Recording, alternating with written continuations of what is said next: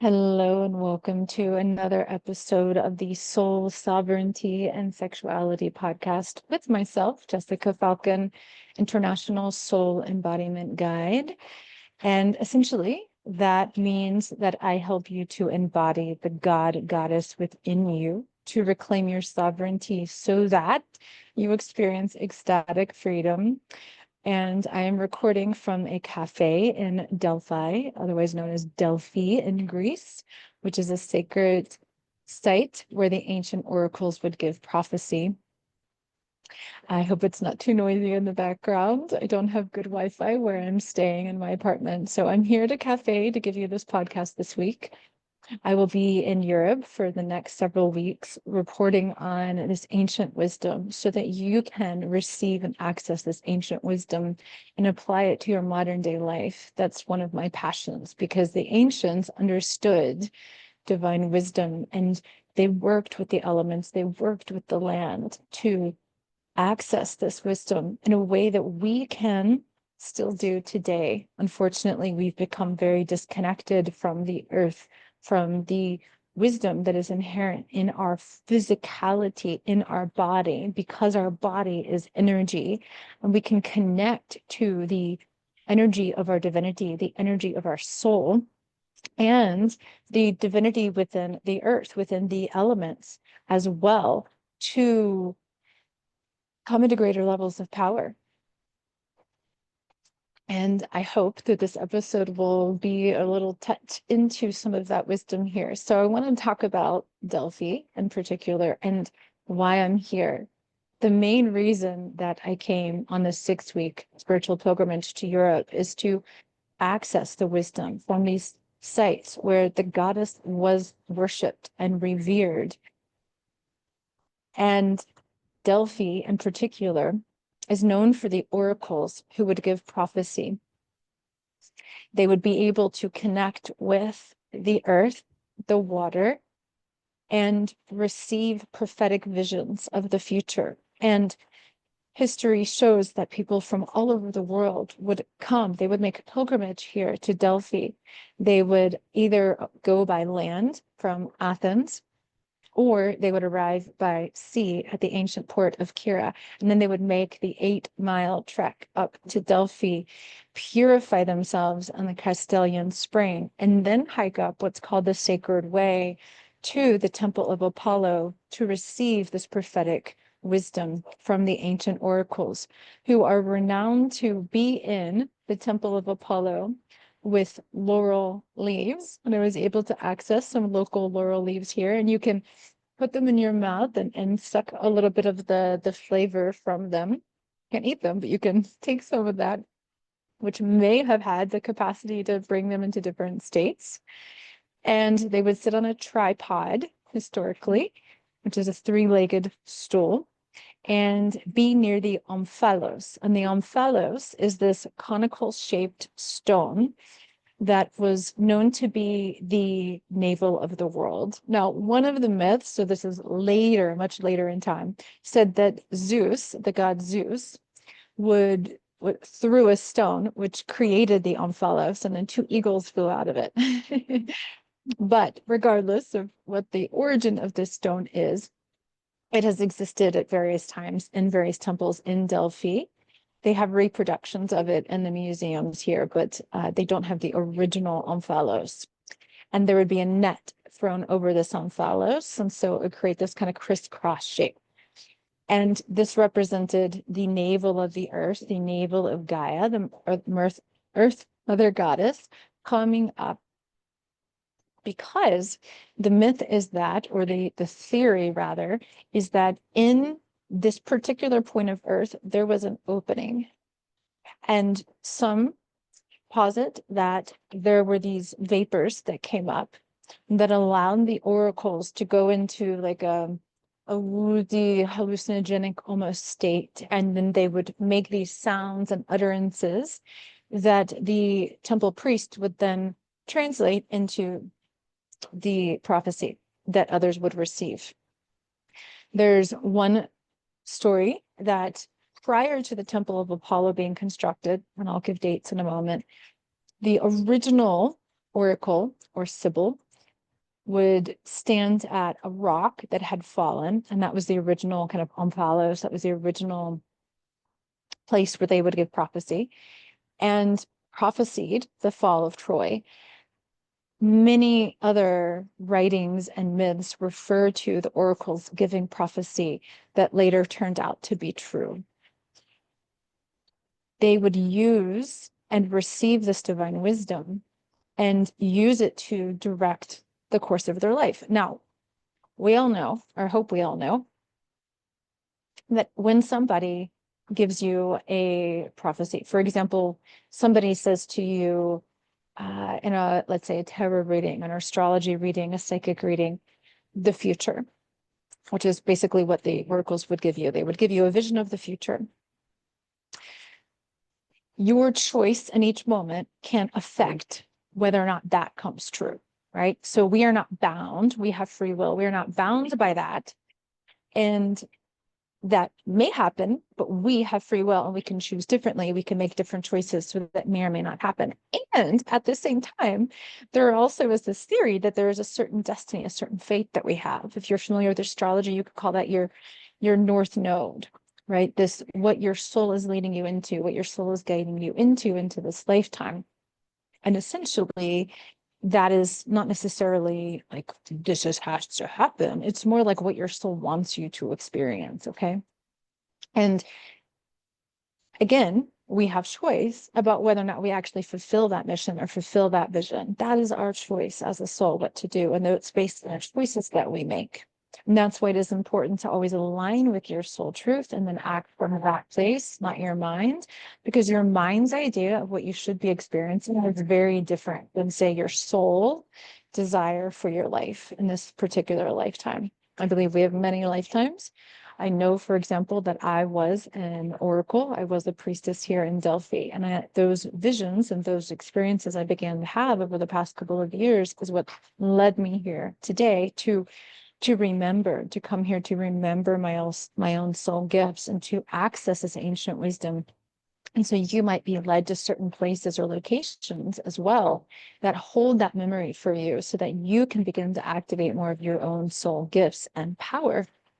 I also believe that when we come to ancient sites, particularly ancient goddess temples, we're able to remember the power of the feminine, the power of the goddess, and utilize the element in a new way to restore balance and harmony on this planet. Because for thousands of years, we have been revering a male god only as a mass, as a collective, because starting even during the times of the oracles, the goddess is no longer allowed to be worshipped. So this is applicable in the conversation about Delphi, because it seems as though history, the scholars have been able to pinpoint that the oracles were here as early as 1600, 1200 BC. And we're talking, that's what, 4,000 years ago. The temples that we see here that we can actually touch and feel now, well, can't really touch a lot of them. They don't let you. You can touch the energy, you can feel it. You can walk on this sacred land. Are mostly constructed in the 7th century BC, the oldest of which is a temple to Athena, the goddess Athena, the goddess of wisdom, fertility, health. And that's the same goddess that the Acropolis in Athens is named after Athena, is devoted to. And then in the 5th and 4th century, primarily, that's when a lot of the temples to Apollo were constructed. And historians have discovered that in this period, likely around 800 BC, is when the worshippers of Apollo arrived. Now, Apollo is the god of light and truth, music as well. And he arrived, some say, as a dolphin. So there's a connection between Delphi, right, and Delphinian. Delphinian in Greek is dolphin. And so there's a connection between the naming of Delphi and Delphinian dolphin related to that Apollo, perhaps, right? Maybe it was earlier. What I find interesting about that, I'll go back into the dates in a minute, is that dolphins, if you've ever listened to the sounds of dolphins, one of the things that the sound of dolphins do is they open the third eye and the crown chakra. And our third eye is what gives us access to oracular vision, oracular knowing. And the ancient letter in Delphi was E. And E is the Egyptian sound to open the third eye. So we have this connection here, this trifold connection of accessing the third eye, our true sight, our true vision, to access our own oracle, to access our own prophecy, to access our own inner knowing. Because we have that capacity as humans, but we have to open the energy centers to allow for this. Some of the myths and my own knowing points to the use of water for this, because whether it was a pilgrim coming to hear the oracle, they would go to the Castellan spring, which you can still drink the waters from and sit by. They would purify themselves before they would go up to the oracle, or the oracles themselves are rumored to always have water next to them. They would stare in a pot of water, or they would go to the springs. They would use this water. They would drink the water. They've been drinking it every day. It's delicious. And the water is living. The water is the mother of all life. We exist only with water. And water is a messenger. It carries codes. It carries information. And so when we sit next to water, when we look at water, when we are by water, we can receive information that water is carrying. I also went to the Mycenaean civilization from 1600 BC, maybe even 1700 BC, which is on the mainland of Greece as well. And the god Asclepius was the most revered there. There was a temple to Asclepius, and he would essentially say that he would require people to come. This is a place of healing that people from all over the world would come to. He would require people to come to purify themselves in water, the sacred baths. He had many sacred wells. And then they would be asked to lie down on the earth and to receive the messages of the gods for their own healing. He himself would reportedly lay next to water to receive dreams from the gods, as he laid next to water to receive messages. And this has also been recorded in many other oracular sites around the world. And I myself have had this experience in which, again, when we open our energy centers, when we clear our mind, when we create that receptivity, we can receive so much divine wisdom, so much information, so much knowledge that the mind can never grasp or comprehend. But we have to open our own energy channels. So, for example, opening your third eye, one very simple way is to place your awareness on your third eye between your eyebrows and tone E, which will open that third eye, or simply to place your awareness there. Because when you place your awareness in certain parts of your body, you literally allow the energy within that part of your body to shift, to open, to activate, to awaken. And so you can start to move any blockages in that way. Sometimes you can receive, healings as well, activations, clearings to do that from people like myself. But you can develop this capacity within yourself to move energy by placing your awareness there, opening your heart and connecting with what is there, allowing it to inform you, allowing it to come into your consciousness. So going back to the Temple of Delphi and the dates, because this is important. So the oracles had been here for many, many years, worshiping Gaia. Now, Gaia, this is another fun fact, Gaia in Greece has been worshipped for a very, very, very long time. And Gaia was also known as Ge, okay? Ge. Now, what's interesting is that the Egyptian representation of Earth was a male, Geb, Geb.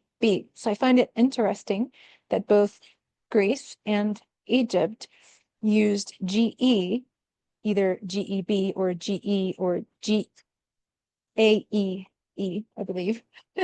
Geae, yes, to represent Gaia, to represent the Earth. In ancient Sumer, it was key. It was very different. But I think that that means that toning, right? G, G, G, G, G. For me, that really opens the root chakra. So I've been using that since I've been here and working with these sounds, right? Because the oracles would use sound. Sound has incredible power. Dolphins also represent sounds, the power of sound as a tone, as a frequency, as a vibration that can create shifts in the energetic field, which is why I use a lot of sound, whether it be light language or frequency and vibration toning, to help my clients create energetic shifts and to access new aspects of themselves and to clear energy, because sound bypasses the conscious mind. Sound goes directly into the energy and helps to move it. So I highly recommend playing with not only the E to open the third eye, but also the G or G, and playing with that in your body and noticing what's happening. I'll probably include some of this in a Delphi activation, which you can join the group Soul Healing Activation for only $22 US if you want to receive that from here, the sacred site. Just go to thepathtosovereignty.com for that. So I digress. I'll go back. When Apollo allegedly came on scene, so to speak, in let's say 8th to 5th century BC, not quite sure, or at least 5th century BC. So again, we're still talking 3,000 years ago, because Gaia was worshipped much, much longer than that. He is reputed to have slain the python, and the python was the son of Gaia. The python, the serpent, as the son of Gaia. When he arrived, he literally slaughtered this python and then created the temple in his name. This is significant because this has happened around the world in various myths all around the same time. All around the same time, there are these new myths in which the serpent or the dragon was slayed by the male god, including Zeus and many others. And the serpent had, up until that point, whether it be the Mycenaean culture, the Minoan culture, the Sumerian culture, the Egyptian culture, had always represented the goddess, had always represented feminine wisdom. Even Asclepius that I mentioned earlier, the god Asclepius, who is known for healing and medicine, which is the origin of the catechus. Some people say caduceus, catechus, which is the two serpents that intertwine, that creates the symbol of medicine that we still use today. The reason that he used that is because the serpent represented regeneration, resurrection, and medicine, wisdom, healing. However, these male gods in these myths started to slay the serpent, started to slay the dragon, and essentially their purpose was to end chaos and create order, to create control over the feminine. I find this interesting and for many reasons. And in next week's podcast, I'll talk a little bit more about history and placing this in the context of history and how this has shaped our belief system. But for now, I want to say briefly that it's interesting because these myths from around the world show how intentional the oppression and suppression of feminine wisdom was. And this occurred over a couple thousand years. And what I find really interesting about it is that it also is, just on a purely energetic level, fascinating, because the feminine, without the consciousness of the divine masculine, is chaos, right? There is chaos when we are living purely as human beings in our emotions, in with the earth, right?